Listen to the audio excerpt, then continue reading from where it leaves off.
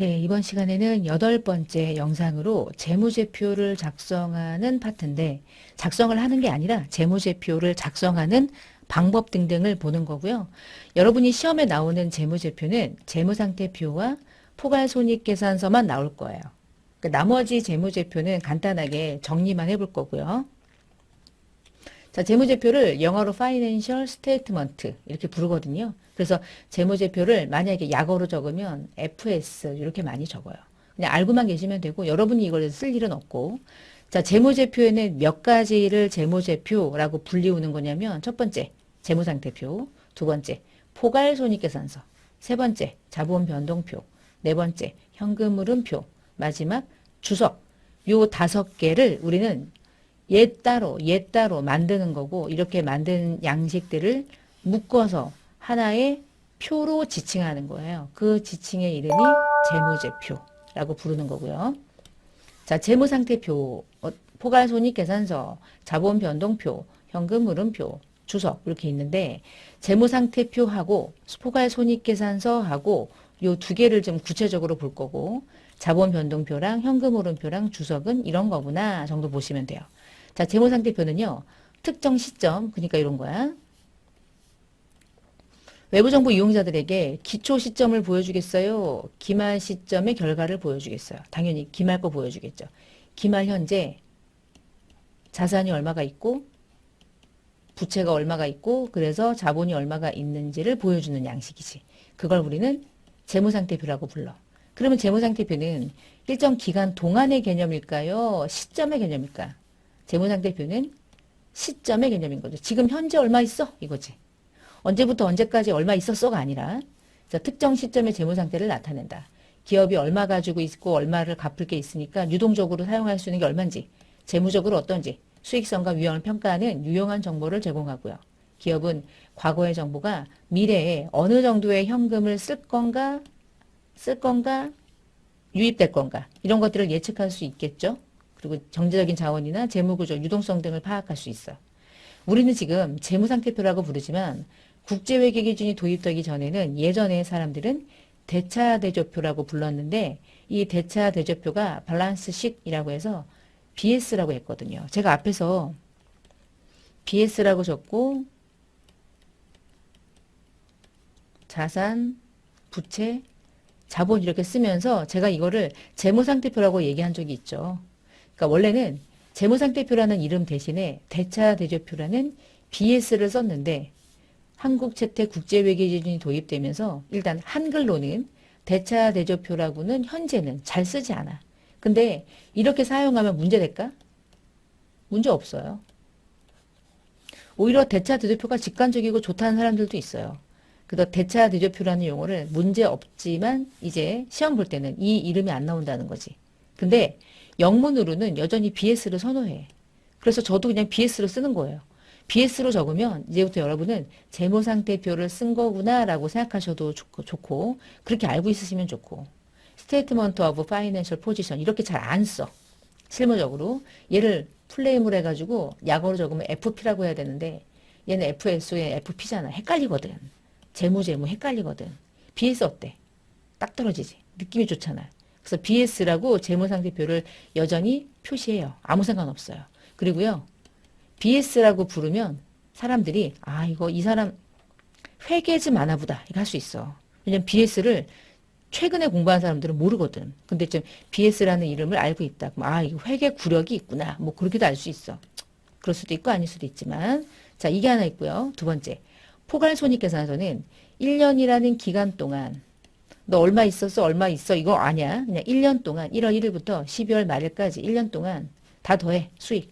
다 더해 비용. 그래서 얼마 벌었어? 그거 구하자. 그게 손익계산서죠. 근데 앞에 이게 포괄이라는 이름이 들어가잖아. 그걸 뒤에 설명드릴게요. 일단 손익계산서는 주주랑 주식 거래하고 이런 거 말고 우리 회사의 순자산의 변동을 표시하는 건데 여기서 말하는 순자산의 변동은 자본이라고 그랬죠. 순자산이 자본. 그러면 자본의 변동을 표시하는 성과래. 무슨 말이냐. 자본은 재무상태표라며. 근데 무슨 자본의 변동이냐. 당기순 이익에서 이익이 나면 그 이익을 기말에 어디로 던져줘요? 자본으로 던져주잖아. 손실이 나더라도 자본이 마이너스가 되는 거야. 자본의 변동사항을 가져오는 게 당기순 이익이거든. 그러니까 순자산의 변동이 표시된다는 뜻이지. 순자산은 자본을 의미하는 거니까. 그게 손익계산서. 자본 변동표, 현금 흐름표, 주석은 뒤에 별도의 또 설명을 드릴게요. 일단 이렇게 세 가지가 더 있어요. 세 가지가. 자, 그러면 하나씩 볼게요. 재무제표를 표시하는 방법부터 좀 보면 재무제표는요. 첫 번째, 회사 이름이 들어가야 돼. 그게 보고기업의 명칭. 그 다음에 개별 기업인지 연결 실체인지를 판단해야 돼. 이건 연결 재무제표. 우리 회사가 삼성전자는 삼성전자도 있고 삼성전기도 있고 삼성 SDS도 있고 되게 많아. 그러면은 삼성 전체를 보여줄 때는 연결, 각각의 기업들을 볼 때는 개별 기업. 그렇게 간단히 얘기인 거야. 그 다음에 재무제표나 주석에 작성 대상이 되는 보고기간의 종료일과 보고기간인데 이게 무슨 말이냐면 보고기간의 종료일이 들어가는 건 누구냐면 잠깐 보세요. 손익계산서는요. 언제부터 언제까지죠. 근데 뒷장에 재무상태표는 언제 시점이지. 그치? 이게 보고기간의 종료일인 거야. 그러면 보고기간의 종료일은 어느 재무제표를 얘기할 때 들어가야 돼. 얘는 재무상태표. 나머지는 보고기간이잖아요. 보고기간은 누구를 얘기하는 거냐면 얘를 얘기하는 거야. 손익계산서. 언제부터 언제까지? 기간의 개념이죠. 그래서 얘는 시점의 개념이고 얘는 보고기간의 개념인데 시점, 보고기간 종료일이 들어가는 건 유일하게 재무상태표. 나머지는 전부 다 보고기간의 개념으로 들어가요. 자, 그 다음에 표시통화가 어떤지, 원단위인지, 달러인지, 뭐 엔화인지 이런 걸 기재하는 거고요. 재무제표에 금액을 표시할 때 금액 단위. 지금은 원단이기 때문에 특별히 원자는 없지만 우리나라 재무제표니까 금액 단위는 원으로 보고하고 있어. 자, 금액 단위가 원이면 지금 여기 얘를 읽을 때요. 그냥 3,190억 하고 읽으시면 돼. 이게 그냥 원 단위니까. 근데 만약에 금액 단위가 삼성전자 같은 경우는 금액의 단위가 워낙 크죠. 그러니까 단위가 100만 원 단위니까 69.981.128 뒤에 100만 원이 더 있는 거예요. 이렇게. 그럼 100만 원이면 이게 1억이거든. 그럼 이게 9천억이거든. 그러면 69조 9,008억 11억이란 뜻이야. 그게 몇 년도냐? 48기. 2016년 기말 현재 유동자산의 잔액이 그랬다는 거지. 갈수록 요즘 현재 지금 여러분이 강의 듣고 있는 연도 시점으로 보면 어마무시하겠죠. 25년도, 26년도, 27년도 기준으로 본다면.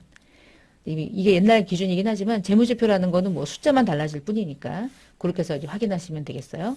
지금까지는 재무제표를 표시할 때 무조건 들어가야 되는 표시사항이었던 거야. 회사 이름. 당연히 재무제표 이름 당연히 들어가고요. 그 다음에 손익계산서는 보고기간이 들어가고 재무상태표는 보고기간 종료일이 들어가고 표시통화는 우리나라니까 별도로 기재하지 않은 거고요. 금액 단위는 원 단위인지 100만 원인지 이렇게 들어가요. 금액 단위는요. 원 단위 가능하고요. 지금 방금 전에 삼성전자처럼 100만 원도 가능하고요. 1,000원 단위 가능해. 그러니까 1,000단위로 끊어서 아예 안 끊으면 원, 1,000원 단위로 끊으면 1,000원. 한 번 1,000원 단위 더 끊으면 100만 원. 딱 그렇게 세 가지 방법만 현재는 가능해요. 재무제표를 보여줄 때 나 100원에서 끊을래. 10,000원에서 끊을래. 그건 안 돼. 1,000원이냐?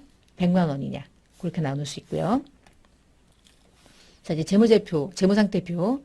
재무상태표는 어떤 식으로 이제 기재하도록 되어 있냐면 국제회계 기준은 되게 특이한 게 뭐냐면 기업이 세 가지 방법 중에 네 하고 싶은 대로 해라 이거야.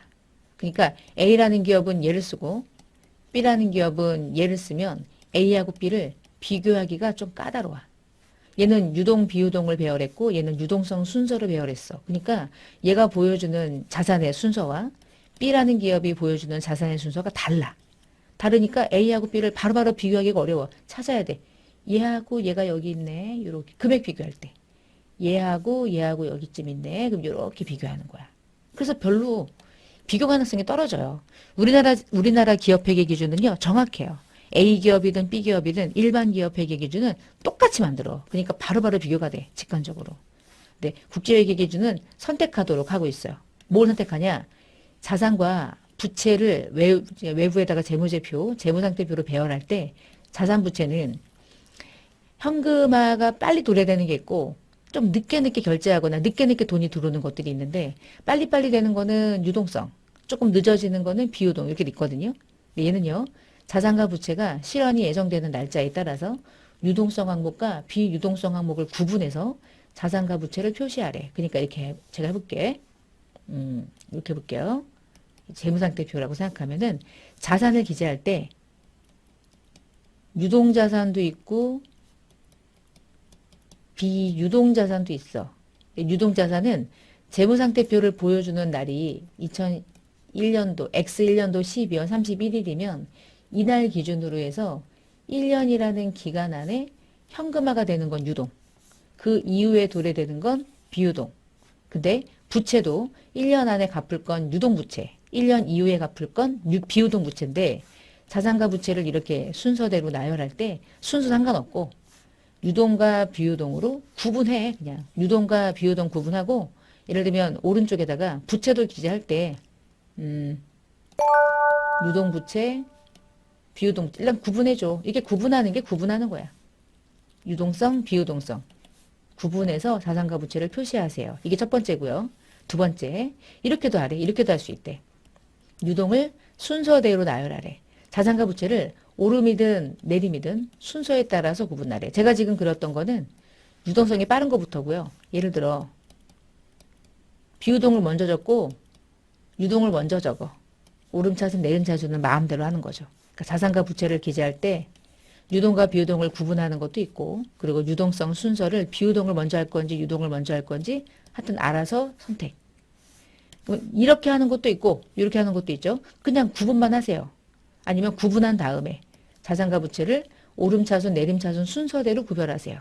아니면 둘 다 있으니 둘 다 합쳐서 혼합으로 표시하세요. 다 혼합해서 표시하죠. 유동과 비유동을 먼저 구분해. 그러고 나서 유동성 순서대로 비율하지. 이런 거야. 야, 유동성 순서 배열은 자산과 부채를 기재할 때 유동, 비유동 구분까지는 안 하고 이렇게 가는 거죠. 그냥 현금이 1이다. 그럼 현금 1. 쭉쭉쭉 그냥 계정가운데 이렇게 가는 거야. 유동과 비유동을 구분하진 않고 쭉 그냥 가는 거지. 쭉 이렇게. 근데 얘는 유동과 비유동을 구분하는 거니까 두 개를 다 해서 혼합으로 표시하는 경우는 아까 제가 처음에 그렸던 것처럼 유동성이 높은 것부터 배열하잖아요. 그러면 유동자산하고 쫙 적어. 그리고 유동성이 높은 것부터 순서대로 가는 거야. 밑에까지. 그리고 끝나고 나면 비유동자산하고 다시 순서대로 기재하는데 유동성이 오름차순, 뭐 내림차순 둘 중에 하나 선택해서. 그럼 구분도 하고 내림차순, 오름차순으로 순서에 따라 유동 순서에 따라서 배열할 수도 있고 두 개 다 할 수 있죠? 그게 혼합으로 표시하는 방식이에요. 그 다음에 자산은 다음에 해당하면 유동으로 가고요. 이 외의 것들은 비유동으로 간대. 그러니까 영업주기 안에 돈 되는 거. 단기면 유동이 항상. 그리고 보고기간 이후에 1년, 12개월이죠. 그리고 현금이나 현금성 자산. 해당하는 자산으로서 교환이나 부채를 상환하는 목적으로 사용하는 것에 대해서 제한기간이 보고기간 이후에 12개월 이상이 아니어야 돼. 12개월 이상이 아니어야 유동이란 뜻이야. 이후면 비유동이란 얘기고요. 아래 한번 읽어보시고 중요한 거 아니고요. 이런 게 있다. 자산을 분류한다. 자, 오른쪽에 부채도 마찬가지. 다음에 해당하면 유동부채가 아래요. 똑같아요. 정상주기 안에 갚아야 된다. 단기 매매 목적이다. 보고기간 후 12개월 이내에 결제할 거다. 12개월 이상 부채에 결제할 수 있는 연기결제가 있다면 무조건의 권리를 가지고 있지 않다. 그러면 1년 안에 갚을 거야. 이런 얘기죠. 아래 한번 읽어보시고 자산부채 마지막 자본. 자본은요. 국제회계 기준에서는 자본을 크게 그냥 나눠요. 근데 이건 지금 여러분에게 말씀드려도 크게 도움이 안 되는 게 운용사 3급은 개인기업의 입장에서 이제 시험이 출제되기 때문에 이렇게까지 디테일하게 나오진 않아요. 납입자본, 이익잉여금, 기타 자본 구성 이렇게 나눈다는 거 정도만 알고 계시면 돼. 그리고 자본은 처음에 얘기했지만 자산이 나오면 부채를 차감해. 그러면 자본이 되는 거야. 그렇죠? 그래서 자본은 자산에서 부채를 빼면 자본이다. 자산은 반대로 부채 더하기 자본이면 또 자산이지. 그러니까 등식에 대해서는 뭐 어려울 게 없어요. T자 계정을 가지고 이해하시면 되니까. 재무상태표를 외부에 보고할 때 보고식이라는 게 제가 재무상태표를 그릴 때 막 이렇게 그리잖아요. 이쪽에다가 자산이라고 그러고 부채라고 하고 자본이라고 하잖아. 자, 이렇게 T자 모양으로 보여주는 건 T자 계정식 양식이거든요. 근데 외부에 보여줄 때는 웬만한 경우는 보고식으로 보고하도록 돼 있어. 이렇게 양쪽으로 자산과 부채와 자본을 저는 지금 학습용으로 그릴 때는 이렇게 그리지만 이게 외부에 보고될 때는 양이 많아지거든. 그럼 여기 막 길어져. 이게 약하니. 그럼 엄청 보기가 안 좋아. 그래서 보고식은 세로 형식으로. 그래서 어떻게 가냐? 자산을 먼저 쓰고 끝나고 나면 부채가 들어오고 자본이 들어오고 그리고 자산은 유동자산과 비유동자산을 구분하는데 유동자산에는 당좌와 재고가 있고 비유동에는 투자, 유형, 무형, 기타 비유동이 있는데 자, 이 안에 들어가는 이러한 계정들은 다 우리나라 일반 기업 회계 기준에 있는 걸 그냥 준용해서 대부분 거의 유사하게 써요. 그러니까 유동자산, 비유동자산 나눈다 정도 알고 계시면 돼. 부채도 마찬가지. 그리고 마지막엔 자본이 들어온다. 자본은 내 뒤에 공부할 때 다시 설명을 볼 거고 이제 크게 그림으로 보시고 두 번째 손익계산서가 포괄 손익계산서를 만드는 이유가 뭐냐면 국제회계 기준에서 기타 포괄 손익은 요구하거나 허용해서 단기 손익으로 인식하지 않는 한 미실현 보유 손익이기 때문에 반드시 걔를 구별해요. 기타 포괄은 나중에 말씀드리겠지만 자본 계정이에요. 자본 계정인데 원래는 손익으로 가야 되는데 자본 계정에 있다가 손익계산서를 만들 때 기타 포괄 손익을 다시 반영해. 그래서 포괄 손익계산서다 이렇게 부르는 거야. 지금 아래 보시면 포괄 손익은 단기 순이익까지 구하고 난 다음에 기타 포괄 손익을 다시 플러스 마이너스해. 그래서 포괄 손익이 나오는 거야. 다시 포괄 손익은 단기 순이익에다가 기타 포괄 손익을 한 번 더 더해. 그래서 포괄 손익이 나오는 거야. 양식을 보면서 설명을 좀 드릴게요. 근데 이게 그렇게 막 달달달 외울 정도는 아닌데 여러분 이제 운용사 상급에서는 알고 계셔야 되니까 지금 보시면 이걸 가지고 먼저 볼게요. 수익에서 매출원가를 빼서 매출총익이 나올 거거든. 나중에 공부할 거. 판관비를 빼면 영업이익이 나와. 거기다가 기타 수익, 금융원가 등등을 빼고 다 빼고 나면 법인세까지 낸 걸 빼게 되면 당기순이익이 나와. 여기까지가 일반 손익계산서인 거야. 여기까지가. 근데 당기순이익까지 나오면 손익계산서인데 재무상태표상에 자본계정으로 걸어놓은 기타 포괄 손익을 여기서 한 번 더 보여주는 거야. 그걸 플러스 마이너스 하면 당기순 이익에서 포괄 손익이 이익일 수도 있고 손실일 수도 있겠죠. 그게 플러스 마이너스 가감되면 포괄 이익이 한 번 더 구해진다. 이런 뜻이야. 이 포괄 이익이 보이는 손익계산서를 우리는 포괄 손익계산서다 이렇게 부르고요. 얘가 안 보이고 여기까지만 보여주잖아. 여기까지. 여기까지만 보여주면 그냥 손익계산서인 거야. 총 포괄 이익은 포괄 손익계산서, 기타 포괄 손익을 플러스 마이너스 하면 포괄 이익. 그런 개념이에요. 그리고 이제 여기 오른 왼쪽에 보시면 얘는 기능별이고 얘는 성격별이고. 그러니까 보여주는 방식이 약간 달라요. 무슨 차이가 있냐면 이 매출액에서 매출원가나 판관비를 차감하면 우리가 영업이익이라고 부르는데 제가 왜 이렇게 그냥 얘기하고 넘어가냐면 여러분이 손익계산서에 대한 요소를 아무것도 모르는 상태에서 얘를 이해할 수가 없어요. 그래서 뒤에 손익계산서에 해당하는 수익이나 비용 계정 과목을 공부하고 그때 얘를 또 볼 거예요. 그러니까 지금은 약간 뭐라고 그래야 될까? 그냥 순서상 어쩔 수 없이 그냥 살펴본다고 생각하시면 돼. 그러니까 약간 지금 지루하거나 졸리면 잠깐 졸아도 돼. 졸아도 되는데 나중에 또 봐도 돼. 나중에. 이 영상을 언제 보냐면 손익계산서와 관련된 계정들, 매출이 뭔지, 원가가 뭔지 이런 거 공부 다 하고 나서 다시 돌아와서 보면 조금 더 이해될 수 있어요. 지금은 약간 이해가 안 될 수도 있어요. 그냥 한번 저는 떠들어 볼게요. 자, 기능별과 성격별로 손익계산서를 나누는 이유는 요까지는 그냥 넘어가시고 비용을 이제 손익계산서에다가 이제 비용을 보여줄 때 이 비용을 보여주는 방식이 성격별로 비용을 구별해서 보여줄 거냐 아니면 기능별로 비용을 보여줄 거냐 비용을 보여주는 방식의 차이인 거야. 비용을 보여주는 방식. 대체적으로 여러분 사실은 대체적으로는 기능별로 보여주는 걸 기업이 많이 하긴 한다. 근데 우리나라 이제 재무제표를 만드는 이 과정에서는 성격별로 보여주는 거를 훨씬 더 유용하다고 판단해. 결론은. 여러분이 한번 봐봐요. 매출이 있어요. 매출원가를 뺐어. 매출총이익이 나왔어. 그러고 나서 판관비라는 모든 걸 다 빼. 그래서 영업이익이 나와. 근데 여기까지 하고 나서 오른쪽 가볼게요. 매출액에다가 기타 수익을 단 더해서 모든 수익을 만들어 놓고 그리고 나서 제품이나 제공품이 재고가 얼마 있었는데 얼마로 남았다. 그래서 플러스 마이너스 어떻게 됐는지 원재료는 얼마만큼 썼는지 그게 이제 원재료가 사용된 금액 소모품이 사용된 금액이 그게 사용되면 그만큼이 이제 비용이 된다는 얘기니까. 그리고 판관비 안에 있을 법한 종업원급여를 따로 보여줘. 감가상각을 따로 보여주고 상각비, 금융원가, 뭐 이자 같은 거겠죠. 손상차손, 기타 비용 등등등을 비용을 성격, 그 성격이 뭐냐에 따라 그 성격별로 쫙 보여주는 거야. 근데 기능별은 말 그대로 야 판관비라고 들어가 있는 모든 수식까지를 한꺼번에 넣어. 판매하거나 관리할 때 들어가는 원가잖아. 다 집어넣어. 기타 수익을 그 다음 넣고 기타 비용이라고 분류할 거야. 이렇게 디테일하게는 안 적을래. 그게 기능이야. 기능. 판매나 관리하기 위해 들어가는 온갖 비용들을 한꺼번에 싹 잡아가지고 훅 집어넣어버리지.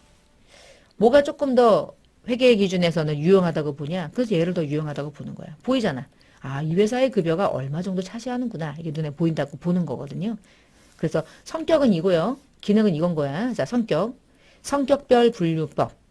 단기손익에 포함되어 있는 비용을 성격별로 구분해. 그래서 성격별 분류법으로 비용을 분류하는 것은 기능별로 배분하지 않기 때문에 오히려 작성이 간단할 수 있대. 무슨 얘기냐면, 요런 얘기 해봐야겠다. 공장에서도 직원들이 일을 하고요. 사무실에서도 일하면 얘도 다 종업원 급여거든요.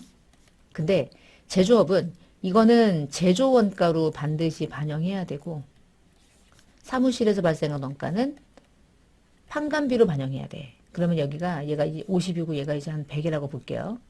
그러면 기능별 원가, 기능별 손익계산서에는 100이라는 금액은 판관비에 들어가 있어. 이렇게. 근데 50이라는 원가는 여기 매출원가에 들어가 있어. 그러니까 매출원가에 들어가 있는 돈과 판관비에 들어가 있는 돈이 비용들이 종업원 급여가 여기에도 있고 여기에도 있어. 그걸 쪼개야 돼. 그러니까 배분을 해야 된다는 단점이 있죠.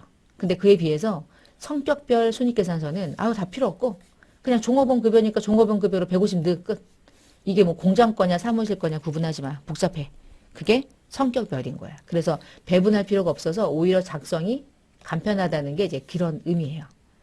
그래서 제가 이렇게 얘기하면서 웃기는 게 뭐냐면 일반적으로 이렇게 많이 우리가 뭔가 이제 원가를 구해서 판관비를 구하는 과정을 이 기능을 많이 쓰거든요. 실제로는. 그래서 기업에서는 회계 기준에서는 얘가 유용하다고 해. 이게 시험이야. 근데 실제로 기업은 이렇게 만들어요. 이렇게 만드는 걸 선호해. 제가 볼 땐 그래. 저도 옛날에 그랬고.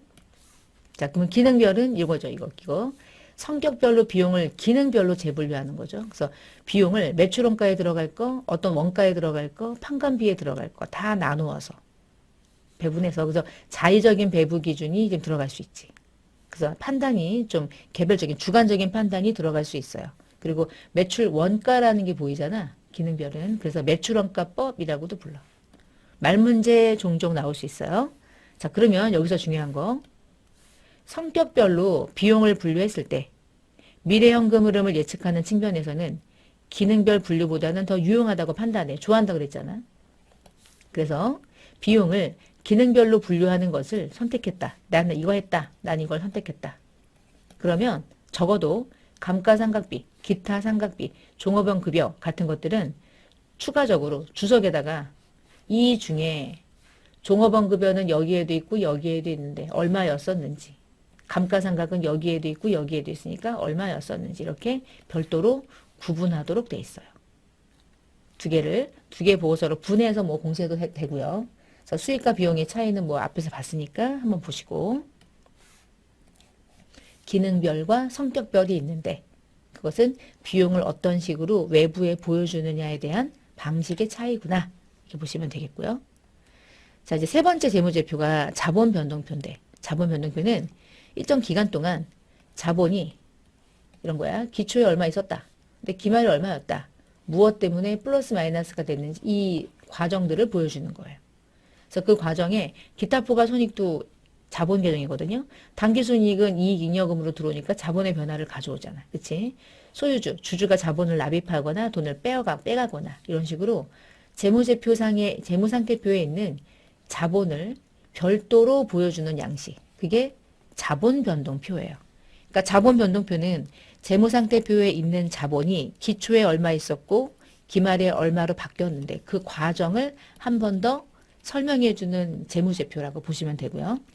자, 그 다음에 현금흐름표는 재무상태표상에 잠깐만 아까 제가 양식이 하나 있어서 거기 한번 갔다 볼게요.